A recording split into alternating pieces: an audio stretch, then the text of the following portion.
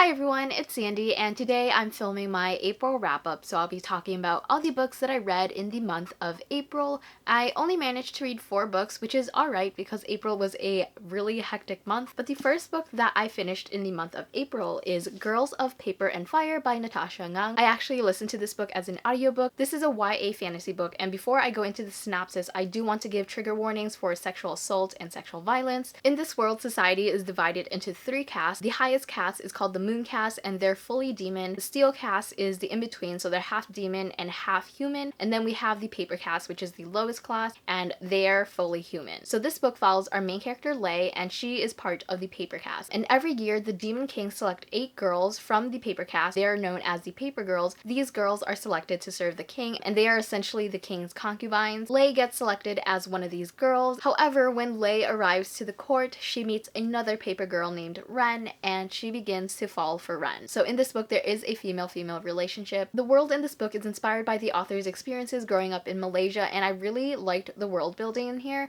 I also want to give another trigger warning for an animal death that occurs at the beginning of the story. But as for the setting of this book, most of it does take place within the court, so there is a lot of court and political intrigue that I really enjoyed seeing. I also really enjoyed seeing the relationship that Lei forms with the other paper girls. One of the paper girls is the typical mean girl, and I didn't like her character, but as for the other girls, they were pretty supportive for the most part of one another, and I really like that. I also really love the romance in the story. I feel like there's not enough representation of relationships between 2 girls, and I really like seeing how their relationship played out throughout the course of the book. While I really enjoyed seeing Lei and Ren's relationship, I wish we got to see more of the relationship being developed throughout the course of the story. I felt like the author was doing a lot of telling rather than showing. The author was telling us that Lei and Ren were spending time together, but the author wasn't really showing us what was happening. So I felt like a lot of their relationship development we kind of missed out on. But other than that, I still really enjoyed their relationship, and I'm excited to see where it goes in the second book. I did listen to this book as an audiobook, and I felt like because I listened to it, I didn't enjoy the story as much as I probably would have if I picked it up myself. This is a book that I definitely want to reread, and I'm definitely really excited for the second book considering the way that things ended. So overall, I would give this book a 4 out of 5 stars. The next book that I finished is Daisy Jones and the Six by Taylor Jenkins Reid. I had to pick up this new book because I loved The 7 Husbands of Evelyn Hugo, and I was excited to read a new book written by this author. So I actually buddy read this book with Trin from Transformers,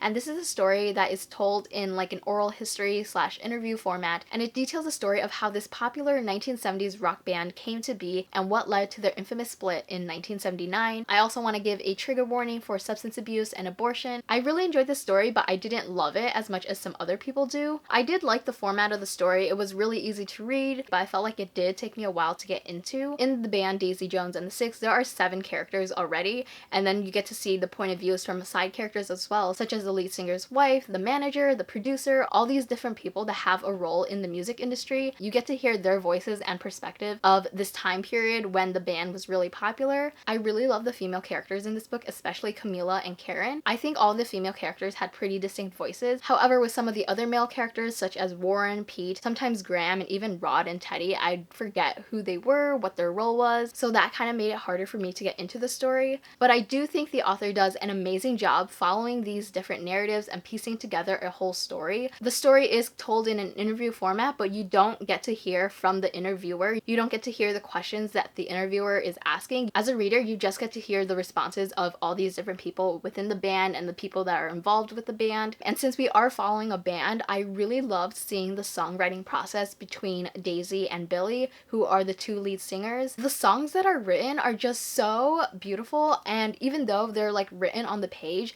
I felt like I could hear the music. They're just so beautifully written, and they feel so damn powerful. The very back of the book have the full lyrics to all the songs within the album, but throughout the story there are tiny snippets that are included, and it makes me wish that I could just pull up the song on Spotify right now and listen to it, but this band isn't real, so I can't do that. Similar to Evelyn Hugo, the author makes you feel that this band was real and that they existed and that they have music out. They're not real, they're fictional, so unfortunately you can't just listen to their songs. Both Daisy and Billy have struggles with addiction and recovery, and they have a pretty toxic relationship with one another, yet their dynamic was still so fascinating because they needed each other in order to write the album. There were moments where I really hated Daisy and where I really hated Billy, but there were also moments where I absolutely loved what they were doing, which just showcases how flawed and imperfect these characters are. With Daisy, I love how she doesn't give a damn what people think of her, and she isn't willing to let people bring her down. And you also see that with Camila and Karen. I really love seeing how supportive these characters were of one another and how they took control of their own lives and aren't willing to settle for less. Right from the beginning of the book, you know that this band has split up, and so throughout the book you see all this tension that's starting to build, not just between Daisy and Billy, but between all of the other band members as well. And the tension in this book just felt so tangible. I felt like I could feel the tension even though I'm just reading what is happening. I thought it was really interesting to see how that played out, because it's not just one thing that leads to the band split, but it's a bunch of different factors that play a role, and I really enjoyed seeing how it all came together at the end. Overall, I did really enjoy this book. I actually just finished rereading this book through listening to it as an audiobook, and I literally finished the audiobook like 5 minutes before I started filming. I really enjoyed the audiobook, but again, with all the male voices, I kept confusing them with one another, so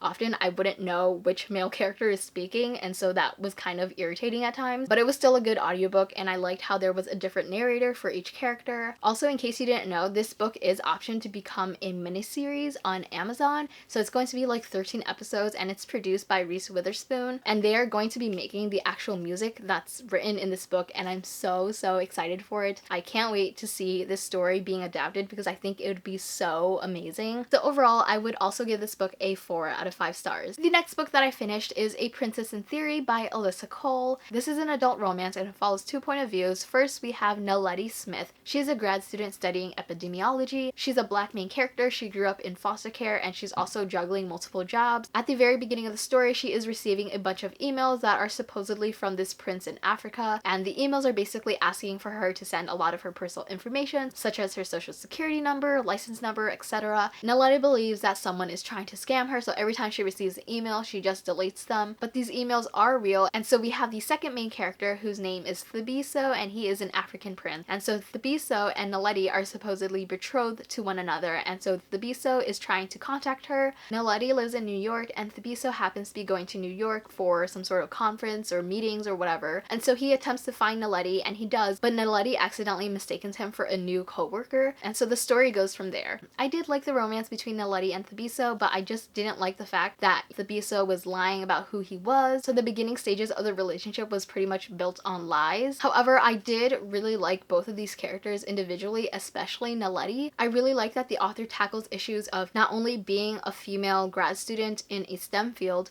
but being a woman of color as well. There's a lot of struggles that Naledi deals with and so much bullshit that she faces from her co-workers that made me so angry, but I really love seeing how it was handled and how Naledi stood up for herself. I really enjoyed the development of the relationship, but as for the plot itself, it did drag. This audiobook alone was like over 11 hours, and that's pretty long for a contemporary audiobook, so there were definitely parts of the story where I felt kind of bored at times and not a lot was happening. Once the setting in this book changed, I found myself getting more invested in the story, so that's when I started to enjoy the story a lot more. So even though I enjoyed the relationship between Letty and Thabiso for the most part, the story itself was just way too long for my enjoyment, so I did give it a 3 out of 5 stars, but this is a book that I would still definitely recommend. I think a lot of people would really enjoy it. And the last book that I finished in April is The Red Scrolls of Magic by Cassandra Clare and Wesley Chu. This is the first book in the Eldest Curses trilogy, and this follows Magnus Bane and Alec Lightwood. So this story takes place right after the 4th book in the Mortal Instruments, which is City of Fallen Angels, and it follows Magnus and Alec as they go on vacation in Europe when they find out that Magnus is supposedly the founder of this cult that is wreaking a lot of havoc around the world. However, Magnus has no recollection of this cult, so they're now thrust into this mission to find out who is actually responsible for this cult and to stop them. I also buddy read this with my Parabatai Trin. We're basically Shadowhunter trash, so whenever there's a new Shadowhunter book that comes out, we have to buddy read them together. I feel like there's not much I could say about this book without giving away any spoilers, but it's really great being able to read a new series following Magnus and Alec. I really love both of their characters, so I really enjoyed seeing the beginning stages of the relationship. There is a part in this book where Magnus and Alec go to a party, and without going into spoilers, there's a lot of different characters that we see from other Shadowhunter series appear,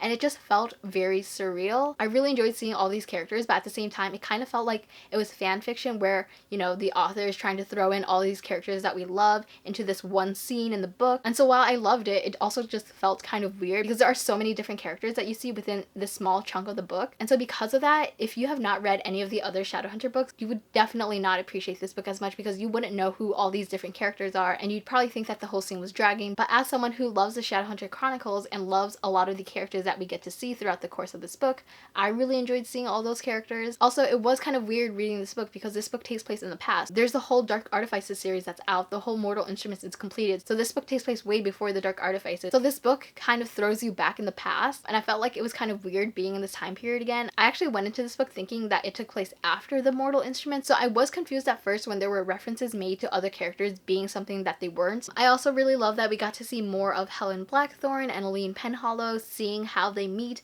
and just like the beginning stages of their relationship as well, because I love them. I love seeing them in the Dark Artifices, so it's really great seeing a backstory to their characters and to their relationship. The setting of this book is pretty cool as well. It takes place throughout Europe. Magnus and Alec get to visit Paris and Venice and some other places that I can't remember, but I really enjoyed being in those settings. So overall, I would give this book a 4 out of 5 stars. It's definitely not my favorite Cassandra Clare book, but I still really enjoyed it. But if you're a fan of the Shadowhunter Chronicles and a fan of Magnus and Alec, then I definitely recommend reading this book. So those are the 4 books that I read in April. If you've read any of these books, let me know your thoughts in the comments below. Thank you so much for watching. I hope you enjoyed this video, and I will see you next time. Bye!